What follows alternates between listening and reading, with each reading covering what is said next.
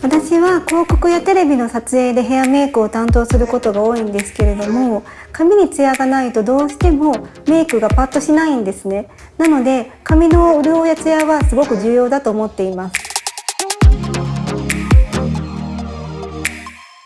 ナノイーの吹き出し口を髪の毛に当てるとトリートメントをしたようにすごくしっとりするんですね。なので私も普段使ってるんですけれども、他のイオンドライヤーと比べてもすごくまとまりがいいのでスタイリングがすごくしやすくなっています。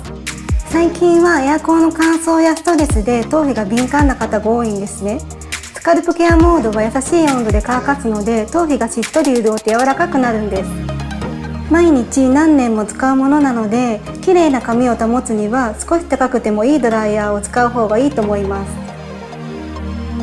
頭皮も髪も潤ってパサついた髪もまとまりやすいです。Panasonic